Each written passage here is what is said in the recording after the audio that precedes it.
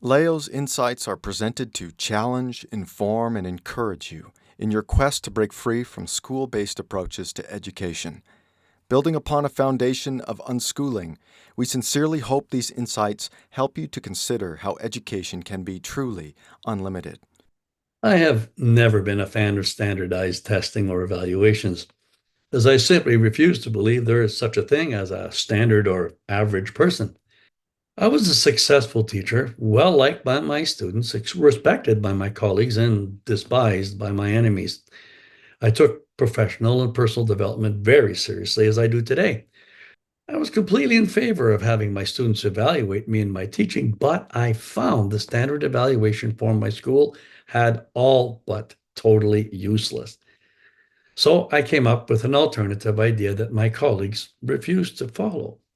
At the end of every semester, once exams were completed and final marks were awarded, I would ask my students to do one more assignment. I reminded them that the marks were already finalized and submitted, so this last exercise would not affect their mark in any way.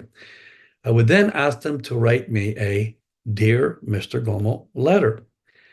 I told them to let fly, praise me, curse me, offer advice for improvements, whatever they wish to communicate.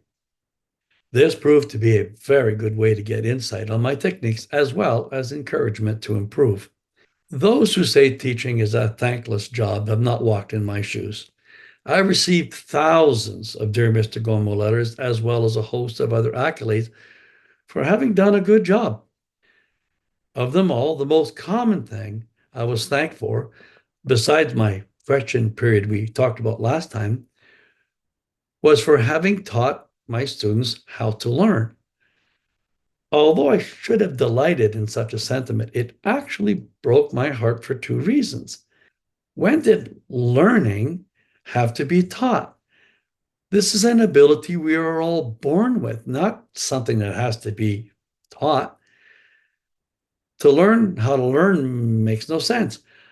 I chalk this common error to not understanding how natural learning is and to missing the fact that I had only provided them with opportunity to exercise their God given ability to be able to learn. The biggest reason this accolade disturbed me was that these students were in grade 10, 11, and 12. And I was being thanked for something that should have been happening all along. What had occurred, or rather not occurred, in the previous 10 to 12 years? Something was definitely wrong with the system.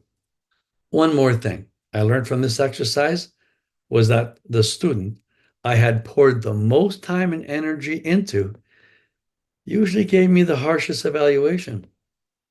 I've come to learn this is normal, even if hard to accept. We trust you were blessed by today's presentation. For more helpful information to guide you in your home education journey, please visit educationunlimited.ca and leogaumont.com. Be sure to like us and share us on Facebook.